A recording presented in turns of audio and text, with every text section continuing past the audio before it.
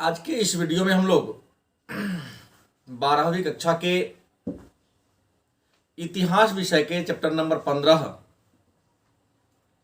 के महत्वपूर्ण लघु उत्तरीय और दीर्घ उत्तरीय प्रश्नों पर चर्चा करेंगे। जैसा कि इससे पहले हम लोगों ने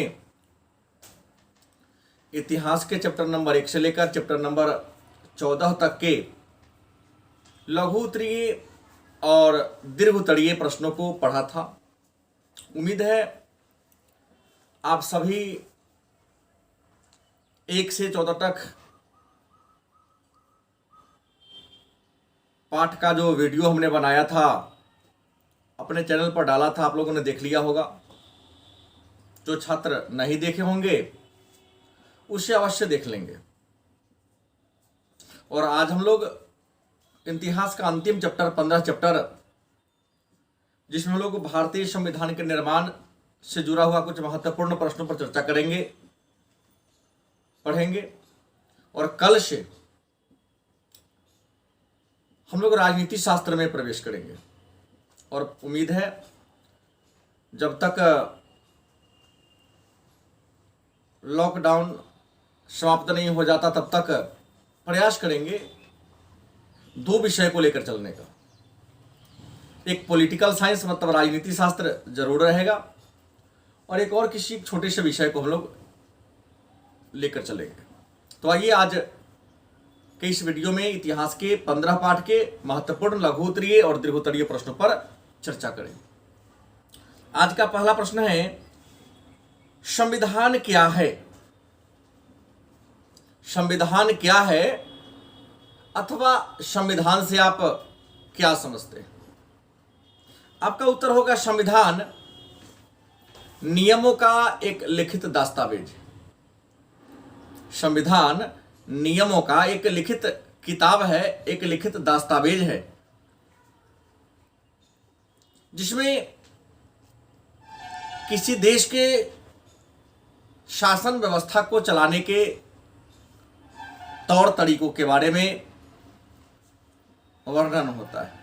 मतलब संविधान नियमों का एक लिखित किताब है, या दूसरे शब्दों में संविधान नियमों का लिखित या अलिखित दस्तावेज है, जिसके द्वारा किसी देश के शासन व्यवस्था को व्यवस्थित रूप से या सुचारू रूप से चलाया जाता है। दूसरा प्रश्न है, संविधान सभा का गठन कैसे के प्रक्रिया का वर्णन करें। संविधान सभा का गठन किस तरीके से हुआ, चर्चा करें। आपका उत्तर होगा संविधान सभा का गठन कैबिनेट मिशन योजना के आधार पर हुआ। संविधान सभा का गठन कैबिनेट मिशन योजना के आधार पर हुआ। संविधान के निर्माण के लिए परोक्ष निर्वाचन विधि से चुनाव कराया गया। संविधान सभा के एक सदस्य का चुनाव 10 लाख की जनसंख्या पर किया गया।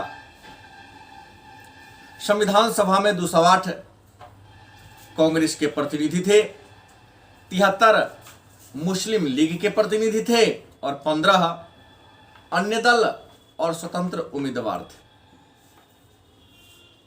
संविधान सभा का चुनाव जुलाई 1946 में हुआ।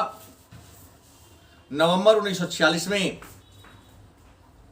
संविधान सभा का गठन हुआ और 9 दिसंबर 1946 ईस्वी को दिल्ली के संसद भवन के केंद्रीय कक्ष में संविधान सभा की पहली बैठक हुई। 2 वर्ष 11 महीना 18 दिन में हमारा संविधान बनकर तैयार हो गया तथा 26 नवंबर 1949 को बनकर तैयार हुआ और 26 जनवरी 1950 को इसे लागू कर दिया गया। तीसरा प्रश्न है, हमारा संविधान 26 जनवरी 1950 को ही लागू हुआ क्यों? प्रश्न है, हमारा संविधान या भारत का संविधान 26 जनवरी 1950 को ही लागू हुआ क्यों? आपका उत्तर होगा हमारा संविधान मतलब भारत का संविधान 26 जनवरी 1950 को ऐतिहासिक कारणों से लागू हुआ। यद्यपि संविधान 26 नवंबर 1949 को ही बनकर तैयार हो गया, लेकिन ऐतिहासिक कारणों से 26 जनवरी 1950 को संविधान लागू हुआ, क्योंकि भारतीय राष्ट्रीय कांग्रेस ने पहली बार 26 जनवरी 1930 ईस्वी को पूर्ण स्वाधीनता दिवस मनाया। संविधान 26 नवंबर 1949 को बनकर तैयार हो गया, लेकिन 26 जनवरी की महत्ता को बरकरार रखने के लिए 26 नवंबर 1949 को लागू न करके 26 जनवरी 1950 को लागू किया गया। चौथा प्रश्न है, संघ सूची, राज्य सूची और समवर्ती सूची का वर्णन करें। संघ सूची, राज्य सूची और समवर्ती सूची का वर्णन करें। आपका उत्तर होगा संविधान के अनुसार भारत राज्यों का संघ है। आपके लिखने का तरीका होगा संविधान के अनुसार, जैसे संविधान के अनुच्छेद 1 में लिखा गया है, India that is Bharat is called union of state. मतलब संविधान के अनुसार भारत राज्यों का संघ है। अतः केंद्र सरकार और राज्य सरकार के बीच शक्तियों का विभाजन करने के लिए 3 सूचियां बनाई गई। नंबर 1 संघ सूची, जिसे केंद्रीय सूची भी कहते हैं। यह वह सूची है जिसमें वर्णित विषय पर कानून बनाने का अधिकार केवल केंद्र सरकार को है। इस सूची में केवल राष्ट्रीय महत्व के विषयों को रखा गया है, जैसे प्रतिरक्षा, विदेश नीति, डाक तार, टेलीफोन, रेल, मुद्रा, विदेशी व्यापार। मतलब कुल मिलाकर के इसमें 97 विषय। दूसरा राज्य सूची। राज्य सूची को प्रांतीय सूची भी कहते हैं। इस सूची में वर्णित विषय पर कानून बनाने का अधिकार केवल राज्य सरकार को है। इसमें प्रादेशिक महत्व के विषयों को रखा गया है, जैसे कृषि, पुलिस, जेल, चिकित्सा, स्वास्थ्य, सिंचाई, मालगुजारी इत्यादि। इसमें कुल मिलाकर 66 विषय है। समवर्ती सूची, इस सूची में वर्णित विषय पर कानून बनाने का अधिकार केंद्र सरकार को भी है और राज्य सरकार को भी है। लेकिन यदि किसी विषय पर दोनों सरकार में मतभेद हो जाए तो केंद्र सरकार के द्वारा बनाया गया कानून ही मान्य होगा। इस सूची में 47 विषय है, जिसमें प्रमुख है बिजली, विवाह, मूल्य नियंत्रण, समाचार पत्र, छापाखाना, शिक्षा, वन, जनसंख्या नियंत्रण और परिवार नियोजन। 5वां प्रश्न है, भारतीय संविधान की प्रमुख विशेषताओं का उल्लेख करें। भारतीय संविधान की प्रमुख विशेषताओं का उल्लेख करें। आपका उत्तर होगा भारतीय संविधान की प्रमुख विशेषताएं निम्नलिखित हैं। नंबर 1, भारत का संविधान विश्व लिखित संविधान है, निर्मित संविधान है और विश्व का सबसे विशाल संविधान है। दूसरा, भारतीय संविधान की प्रस्तावना में भारत को प्रभुत्व संपन्न, लोकतंत्रात्मक, धर्मनिरपेक्ष एवं समाजवादी गणराज्य की स्थापना की बात की गई। तीसरा, संविधान के द्वारा भारत में संसदीय प्रणाली को स्थापित करने की बात की गई है।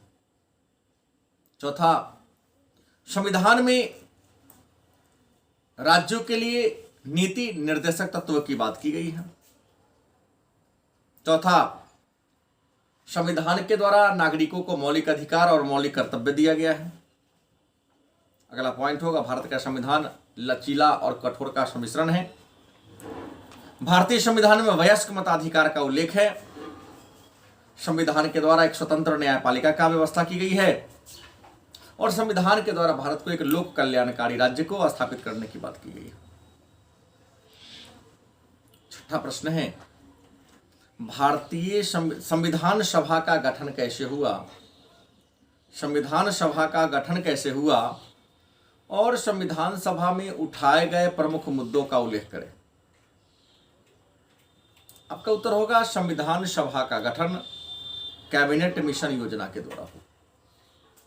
संविधान सभा का गठन कैबिनेट मिशन योजना के द्वारा हुआ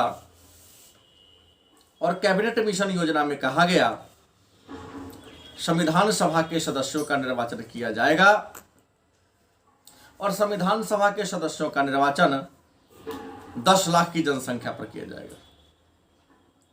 कैबिनेट मिशन योजना के अनुसार संविधान सभा के लिए 389 सदस्यों का चुनाव होना था, जिसमें 292 ब्रिटिश प्रांत के, 4 कमिश्नरी क्षेत्र के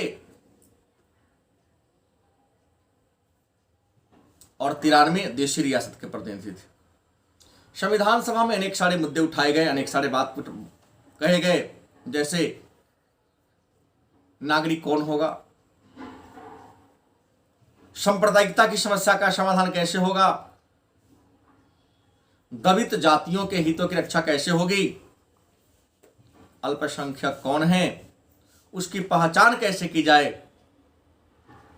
भारत का राष्ट्रभाषा क्या होगा, राष्ट्रीय लिपि क्या होगी, इस तरह की अन्य मुद्दे भी उठाए गए थे।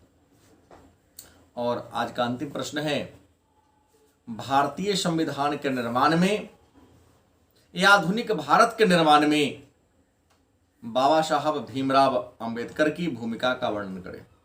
मोस्ट वीआई प्रश्न है। इस प्रश्न को प्रतिवर्ष पूछा जाता है दीर्घोत्तरीय में।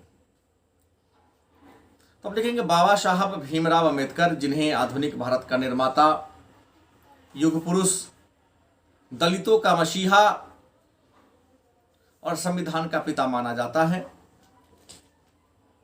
इनका जन्म 14 अप्रैल 1891 ईस्वी में मध्य प्रदेश के इंदौर जिला के महू नामक स्थान पर हुआ था। इनके पिता का नाम रामजी मालोजी सतपाल, रामजी मालोजी सतपाल बाबा साहब भीमराव अंबेडकर के पिता थे, जो सेना में एक सिपाही थे, एक हवलदार के पद पर थे। और इनके माता का नाम था भीमाबाई। इनकी प्रारंभिक शिक्षा दीक्षा गांव में हुई, लेकिन बाद में ये बंबई चले गए और अंबेडकर एल्फिस्टन रोड पर एक सरकारी विद्यालय था, सरकारी स्कूल, उसी में इन्होंने शिक्षा प्राप्त की। इतिहासकारों के अनुसार बचपन से ही बड़ा मेधावी छात्र थे, शिक्षा में विशेष लगाव था, लेकिन मेधावी होने के बाद भी इनके साथ इन्होंने अस्पृश्यता का अनुभव झेला। इन्होंने अपने छात्र जीवन में छुआछूत, जाति प्रथा, ऊंच नीच जैसे भेदभाव को देखा। 1907 ईस्वी में ये मैट्रिक परीक्षा पास हुए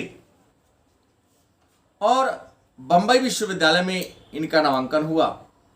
बंबई विश्वविद्यालय में पढ़ने वाले पहले दलित छात्र थे, या किसी भी भारतीय यूनिवर्सिटी में पढ़ने वाले पहले दलित छात्र भीमराव अंबेडकर ही थे। इन्होंने बड़ोदरा नरेश की सहायता से स्कॉलरशिप प्राप्त करके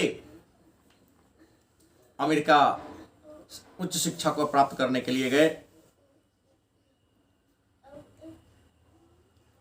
अर्थशास्त्र, राजनीति शास्त्र, समाज शास्त्र, कानून, कई विषयों के प्रकांड विद्वान बने। शिक्षा प्राप्त करके जब भारत लौटे तो इन्होंने जाति प्रथा, छुआछूत, ऊंच नीच जैसी समस्याओं को देखा, अतः दलितों के कल्याण के लिए, दलितों के उद्धार के लिए 1947 में इन्होंने एक आंदोलन चलाया। और जब कैबिनेट मिशन योजना के द्वारा भारत के संविधान का निर्माण हुआ, शासन को चलाने के लिए अंतरिम सरकार का गठन हुआ, तो अंतरिम सरकार में कानून मंत्री बने और संविधान के निर्माण के लिए अनेक सारी समितियां बनी। उसमें जो सबसे महत्वपूर्ण समिति थी प्रारूप समिति, ये प्रारूप समिति के अध्यक्ष थे। इन्हीं के देखरेख में भारतीय संविधान की रूपरेखा, भारतीय संविधान का डिजाइन तैयार किया गया।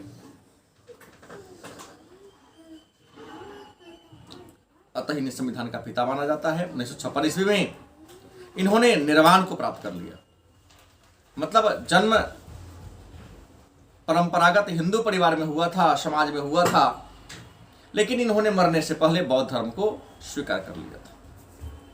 तो आज की क्लास में इतना ही। पुनः कल हम लोग एक नए विषय को लेकर आएंगे।